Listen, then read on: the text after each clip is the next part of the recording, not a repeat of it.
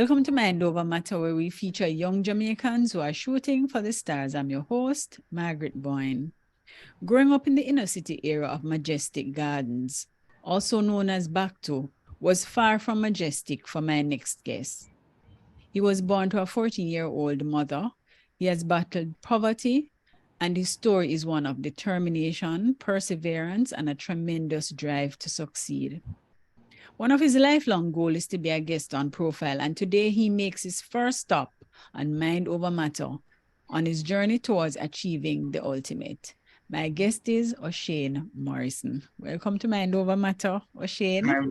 I thank you very much for having me. I'm really excited to be here. Yeah, man, and I'm looking forward to talking to you. And I mean, I have to give my viewers a little background into our story and how I met you, because I met you several years ago, maybe 6 years ago, when Right, you came to the Bank of Jamaica to do a seminar, an economics right, seminar that the bank usually put on for CAPE, persons who are level, doing CAPE exams right, in level two econ. scale.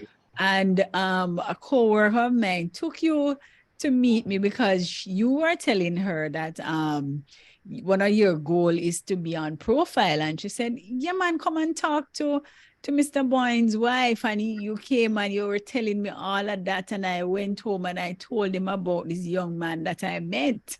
And 6 years later, my friend Right, called me and said, boy, do you remember that young man? He's finished university. And I said, what? I have to put him on this program here.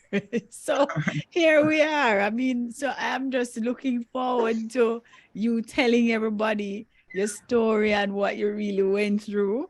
so my mother was indeed 14 years old and my father was 17 when they got me. So they were juveniles, Mhm. unprepared for child or for childbearing.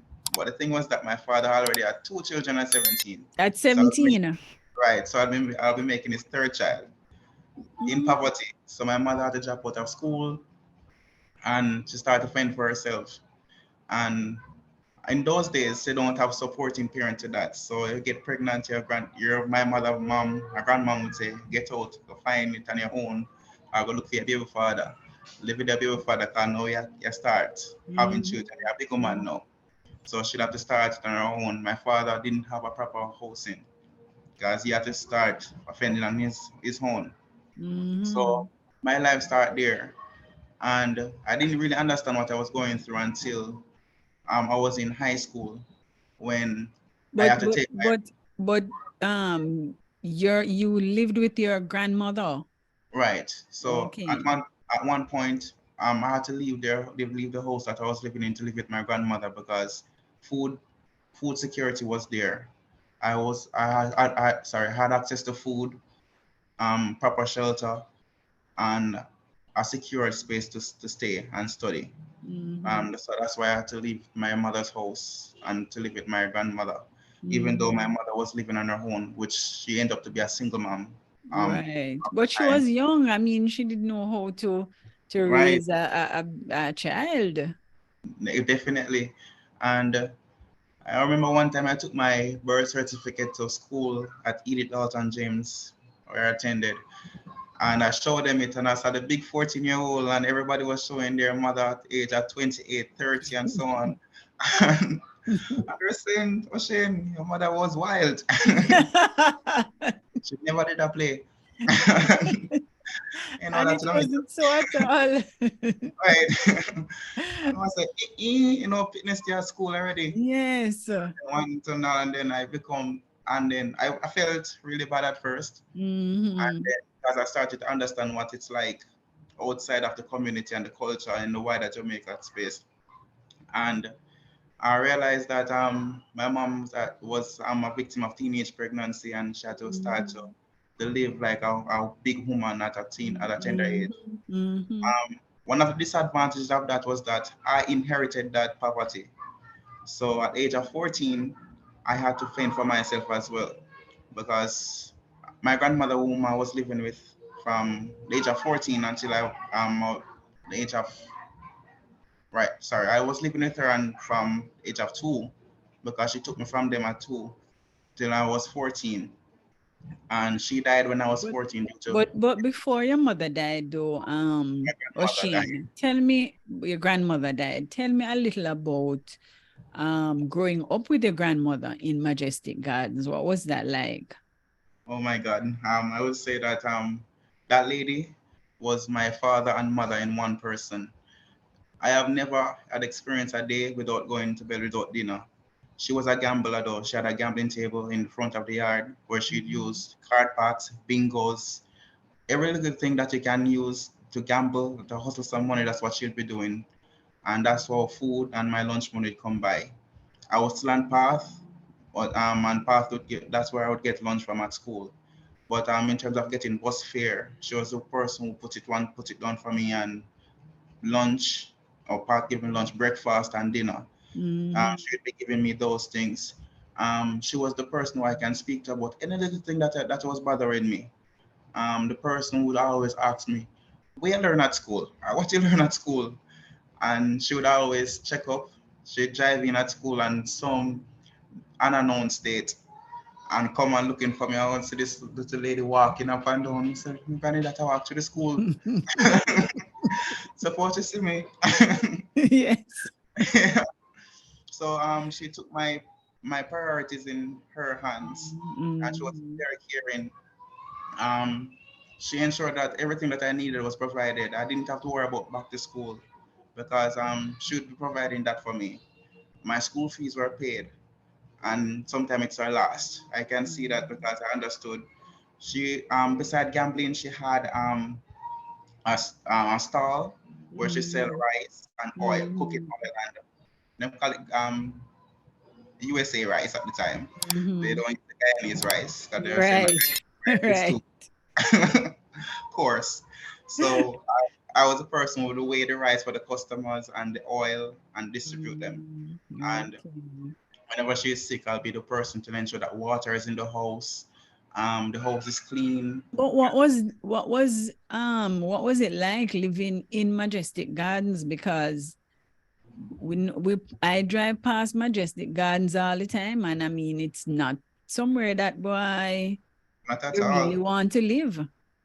Well, unless you're used to the violence, and you, some persons like even though I've been living down there for 25 years, haven't got the chance. Well, I don't say got the chance, but I don't get to get you. I'm not used to the violence as yet, because sometimes Mm-hmm. gunshots will be firing like all the time, gunshots day and night. We can't get to go to school, can't get to play at all. Sometimes I hear them I say, "Man, I come," you have to run go home. And sometimes when the gunshot them a fire, I hear a mother call out her name, "Oh Shane, where there? You need to shut the fire, come here." And so we have to go to school and ensure that we are back before night. Mm-hmm. The sun go down and we are over we're outside. And Mm-hmm. it's, I would say, the experience living down there is bittersweet because we do have peace moments and we have parties and so on, and we go out and we'll dance and celebrate and bring out our Jamaican culture in that little space. We had Mm-hmm. friends, our cousins would be there to play and carry on ring games and so on, just to recreate. But when the crime and violence start among the men, and the worst part of it is that when after all the gunshots have been fired, you woke up to hear that someone we know have died. Mm-hmm. Somebody who has been there, one of your friends, your family member, unfortunately, has been that crossfire. But as a young man, though, I mean, how did that affect you? And Living like that. honestly, psychologically, I would say sometimes I would cry because I want to feel free, but I'm not. Sometimes Mm-hmm. I want to go places and I'm saying that if suppose I would stay out, what will happen if I should come in late? Sometimes the police might misthink we thought that you are one of the criminals coming in because you're out late and there's no one on the road and you can get gunshots like that by mistaken identity. Um, Psychologically, it affected me really bad. I don't perform well at school. It's just one of that experience that I really don't want to go back to. But Mm-hmm. what I would say is that the violence, especially the violent part. has really brought me to a level of depression at times. And the fact that I can go over to a friend's house, but they can't come over mine. So Mm-hmm. that kind of really made me to feel a little bit depressed. Mm-hmm. And I have to bear that until I was able to leave the Mm-hmm. community. So you were attending Edith Dalton, you mentioned, Yes, miss. and you performed very well there because you went to Camperdown sixth form after. Right. So how were you able though to still get good grades at Edith Dalton, although you were going through so much? How did that happen? What Well, did you have to do? I would call upon the grace of God on that part because I was going to school. I didn't start getting path lunches until grade 9. Mm-hmm. So my grandmother was there upon that part, and she was the person who was financing my lunch. Sometimes she don't even Mm-hmm. have any money. It's just the bus fare. And at that time, things were very cheap. So I would get a biscuit, and that would be my lunch. And when I entered Edith Dalton James, I was at the bottom of the stream because I'm a slow learner. I Mm-hmm. was really slow at learning, and I was at the very bottom. At that grade, persons have to do GNAT. They are preparing us for GNAT to find out which class they can place us in grade 9. Mm-hmm. So my grandmother, she ensured that whatever any chance I get, I would have to study. And so, regardless of not having most resources, I had my books. Sometimes it's a candle that light the Mm-hmm. way for me at times at night, and I would do my homeworks. Um, I would have to go to school every day, even if it's on a Saturday. I'd have to come out because that lady she believed in education very much because Okay. she didn't even get the chance to finish to even start high school because her Oh, parents so lived in although boarding. she wasn't educated, but she made sure that you were educated and she Right. saw the value of that. Right. So Mm. she ensured that even if she's giving me her last, she'd ensure that I'm going to school. And when I come home, I would either, even if it's not some mackerel season rice, some cornmeal porridge, or some good days when it's not famine, when it's plenty, I'll get some good food. Yeah, yeah. So I would get some good food, and that motivation kept me going. So Mm. that having that support system there kept me studying, and I would Mm. do my best until upon when I entered into grade 8, I went into a better stream so that I don't have to do GNAT. And Mm. up until in grade 8, I missed out some of my exams because my grandmother was sick enough to be there at home.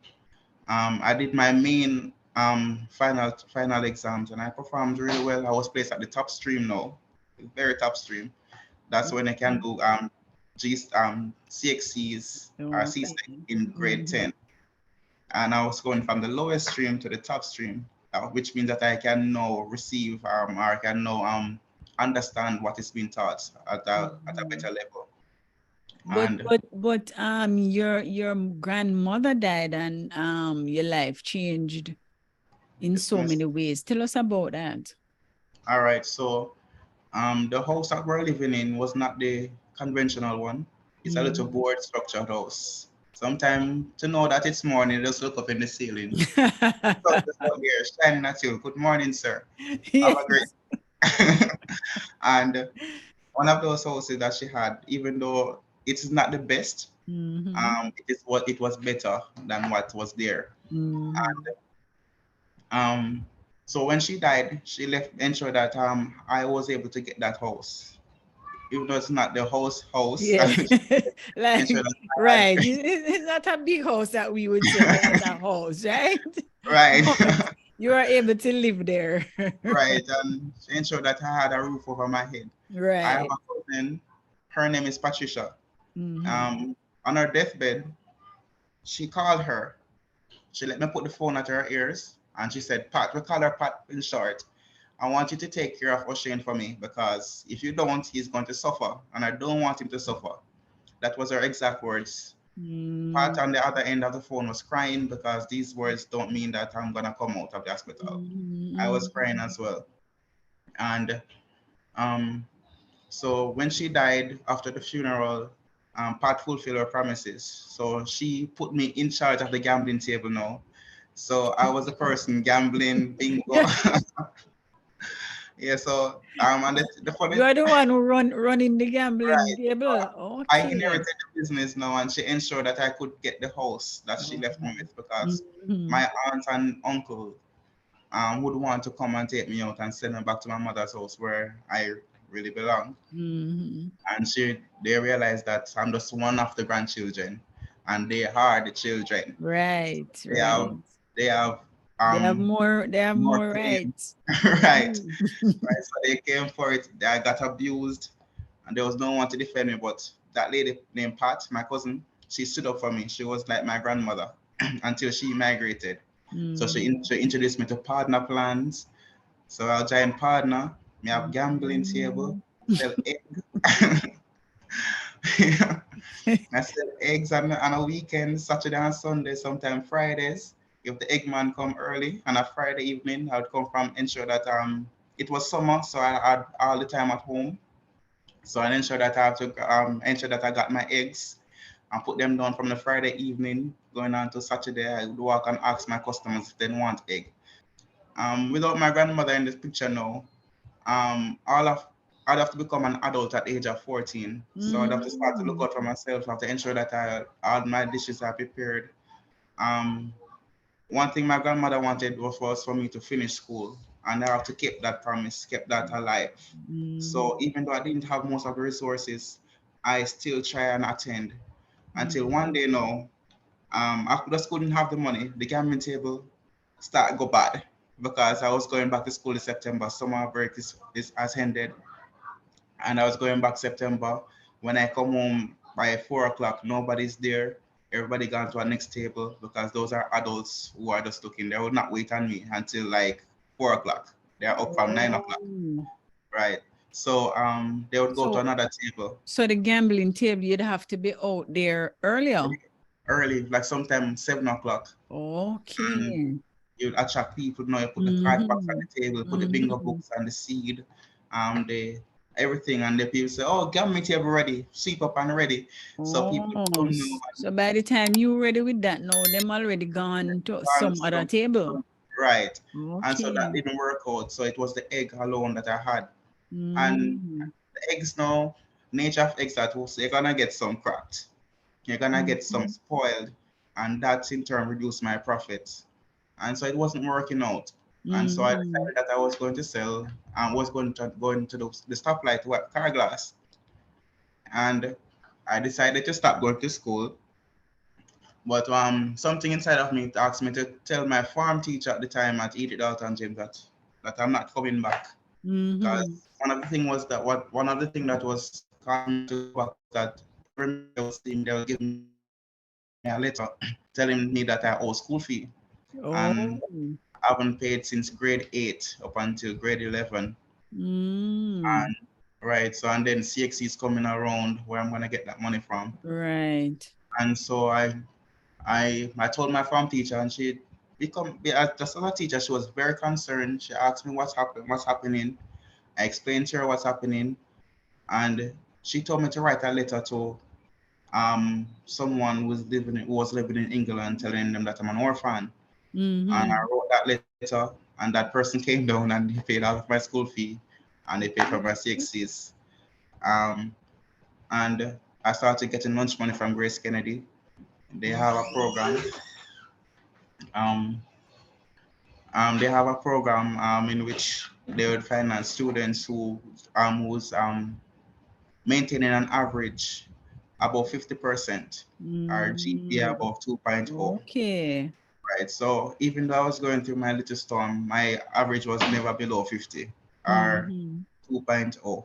Mm-hmm. And so they started giving me lunch money so I could get back on my feet, and I didn't have to rely so much more on gambling or selling eggs. Mm-hmm. Mm-hmm. Right. So it, But with it all of that though, with all of that, Oshane, what kept you from being pulled into, into any gangs or any destructive behaviors? Because Right. you're That's a a, young man and you're exposed to everything that is going on. right. That's very true. In my community, the influence was there. My father was, I would say, was a part of it.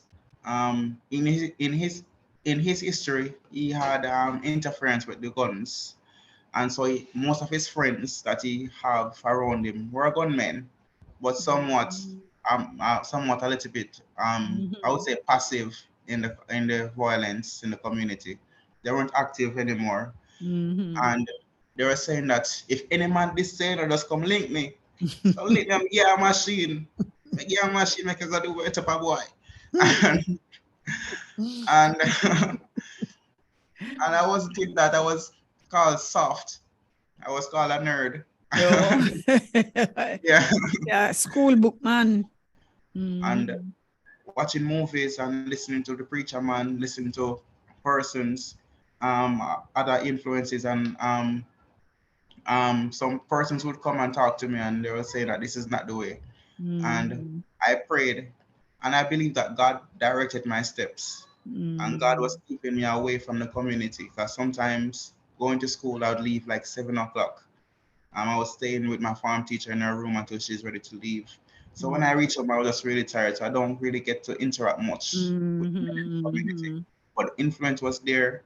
Persons were saying that, yo, Virgin, your father used to be this man, and me I watch you, Yeah, and then what do I all this do? come to me, Yeah.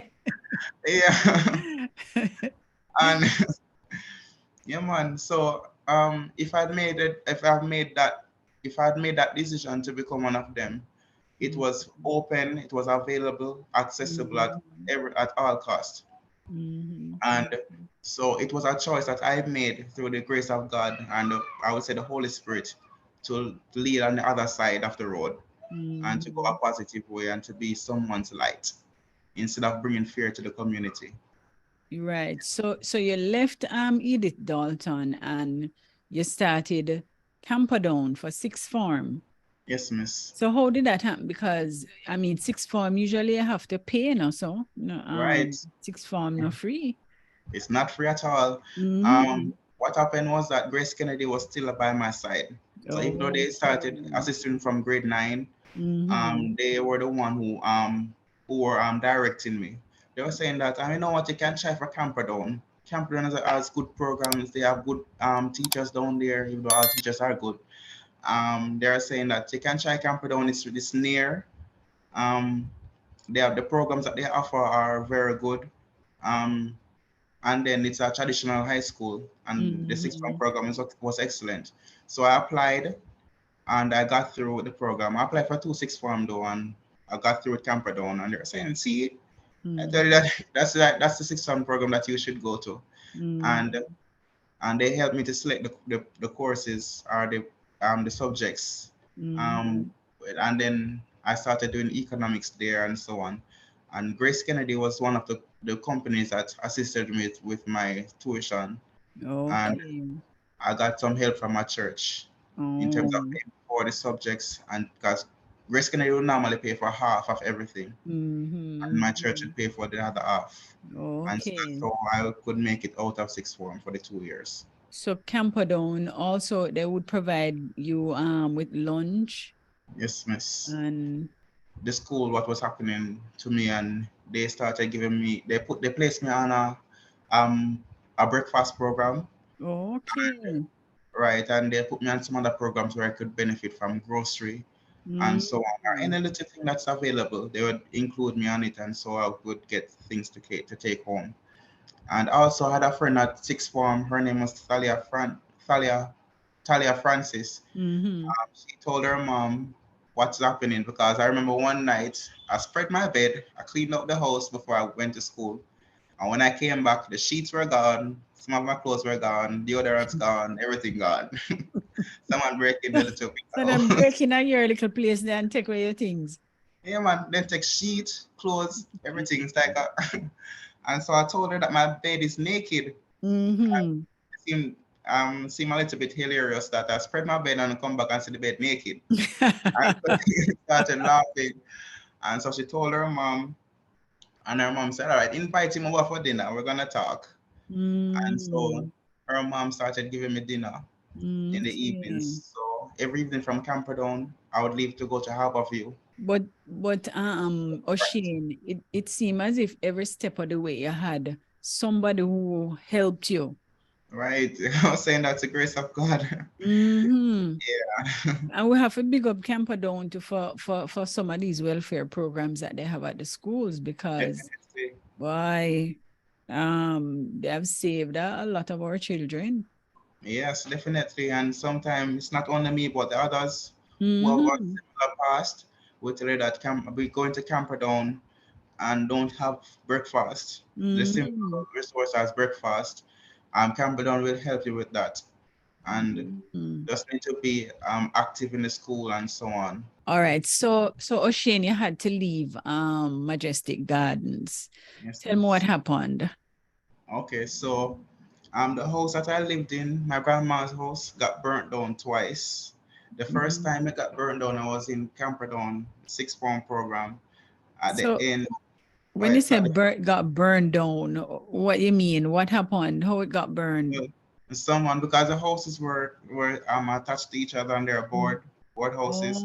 So Oh, my neighbor's children was playing with candles. That's what I heard at first. And so okay. her house caught and the entire building caught a fire, caught. Mm. So I have to start over. And then upon Mm. leaving Camperdown, it got burnt down again. No Right? man. And once one house catch, every house will catch. Because every house Mm-hmm. is attached. Mm-hmm. Mm-hmm. And yeah, and so when I was entering UWI, I told the deacon of my church that I'm asking if he could put me up somewhere because each time um I am start to getting bored and patching back the part that is burnt, and if it's not fully burnt, I have to like get a lot of board again. Yeah. Yeah, and so he asked Food for the Poor to help me to get a house, a unit from them, and that Mm-hmm. didn't work out because the land is what we call a squatter land, Oh. squatters. So I Mm-hmm. asked the deacon of my church asked one of the members to if they could put me up until I could finish university. Mm-hmm. And one of the members agreed on doing that because I was helping out that lady with her house cleaning on a Saturday when I'm free. I'd go over her house and help her. I would talk with her, and sometimes she'll give me dinner on a Sunday. So she's saying Okay. that since he know my house already and he has been So coming, when you say help out, what you mean? well, Just help without being paid or well, help without being paid because she okay. has goats in the yard, Oh. and I would go and help her to feed them and clean the Mm-hmm. goat pens and so on. Mm-hmm. And I would help her in that way, and then sometimes cleaning the house. And I would help her to clean her house, and she clean house for a living. She's a Mm-hmm. domestic helper, Mm-hmm. and I would go with her and some of her jobs. I would say, or Mm-hmm. if she get a job, I'll go with her to help her to clean that person's Okay. house. And she's saying that since I'm already accustomed with her living, him can just come and stay until him finish UWI. And that Mm-hmm. because that's only 3 years. And she gave Mm-hmm. me her room. It was a two-bedroom house. Her son is in one. She gave me Mm-hmm. her room, and then she went to live with someone nearby. Her a common law husband. He had Mm-hmm. his own house nearby. And so she Mm-hmm. went over there to stay with him now, and she'd come over in the day and she'd go over at night until I finished UWI. I moved out because I can now get a job to afford rent and so on. But you mentioned your church community, Oshane. Yes, Talk miss. about that. Talk about because it seemed to help you a lot. Yes, And miss. talk about your faith. So I'm a Mm-hmm. Roman Catholic, and Mm-hmm. I'm an active one, I can say, because I serve on the youth executive body for the entire Kingston. As the treasurer, I will come together and plan activities, spiritual activities to build their faith, to know God, and I Mm-hmm. would be the person who will plan how to finance those activities. So I'm the treasurer for the CYM. I'm also serving as the vice president for the youth group and right, vice president for the youth group at my church parish that I'm at right now. And Mm-hmm. I'm active in everywhere I can. And so they realize that I'm interested in serving God in the way I can, and so they assist me in every way that they can assist me. Because currently, even though I'm not in my own place, I'm not paying rent. I'm currently staying with the church still. Because throughout all my struggles, I've never felt alone. I've never felt like I was abandoned because I could feel the presence of God with me. I could feel assured that everything will be okay. And I kept that smile, and I believe it's the Holy Spirit that lives within me, kept pushing me. And so going to church is one of the big part of my faith, and having hope that Jesus will deliver me in everywhere that I can be delivered. Yes. All right. So tell me about your UA experience. What was that like? Because, you go in there and you don't have enough resources. No, miss. And the thing, one of the worst part of going to you is that they don't have path. Yes. They don't have path. Yeah. and and so I have to get every resource that I have. I have to ensure that I have to eat because I can't learn on an empty stomach. And so there's a man on the compound called Nardos. Nardos sell one of the best corn dogs. So I live on corn dogs, sometimes cornbread and butter, and sometimes I'll cook and take to school. And as far food is concerned, I also got a job, one of my summer jobs. I was awarded with the opportunity to stay on the weekends, to come and do some work on the Saturdays, and some days they'll call me to do work at and days when the customers are the patients. It was an eye clinic, fish eye clinic in Garden Town, Majestic Gardens. Do you go back to Majestic Gardens sometimes? Yes, I Your do. family still there? Yeah, so I do go back to check up and see if my mom needs any help. My brothers need any help with anything I can assist them with, and my neighbors and my friends and relatives, other relatives I should say, need any help, and just to go around and talk with them and know that just to see if they are okay as well, and see in which way I can assist them. Okay. You're the first person in your family to attend university. Tell me Yes, how do you feel about that? well, I feel really, really happy. I would say elated, knowing that I was able to push through and finish university, really turn my family, and not only my family, my community, to the possibility of them getting a degree as well. Knowing that there was no guidance or no one there who have finished it, you have to do it on your own. No one you can go to and say, how was this done? And you do it. I would hear people saying to me, you see how that boy that wall up him head? Yes, I want to get a degree and wife to do it too. And so I realized that I've done something that persons can look to and follow. So I tell someone this is not only about me, but I'm just building something that persons can see that it is possible. And I'm really glad that I was able to do that. Yeah, I'm really happy, and I've left a mark that is still there and forever will be there. I'm sure, and my community members, my family, I think they are thriving to get to that point as well, in their special way. Okay. And you did a bachelor's in banking and finance with a minor in econ. Yes, miss. Okay. Well, I'm really proud of you, though, Oshane. Thank you. So, what advice do you have, though, to leave for other young people who are in a similar situation? Okay, what I would say is that I want you to keep your goals in your mind at all times and work hard for it. Sometimes it will be very hard, and sometimes you'll feel like give up. But what kept me going is my motto: keep moving forward regardless. Sometimes it will be really hard, but life is like a flower. It needs sun and rain. The sun to give the vitamins and just to keep it growing. And sometimes the rain will come and sometimes you blow it down. But purpose, remember your purpose, and your purpose will keep you going and growing. And your downfalls, failure is just our step to push you further. And just want you to keep moving forward regardless of what's happening. And at the end, you will be happy. But before you go, though, what's next? What's Okay. next? So I Because got I'm sure you're going, you'll be studying further. yes, miss. So I got accepted for a Master's of Science, I should say, at UWI in International Public Development and Management. Because I really like, even though I love economics, I want to use it at a different level than in an organization. I want to help to make policies, and this is the avenue that will afford me with that opportunity to help in policy making and so on in this degree program. So September I will be enrolled at UWI again in that program. And Yes, miss. I wish you all the best with that, man. No problem, and thank you very much. Yeah, and it was a pleasure talking to you and a pleasure seeing you again.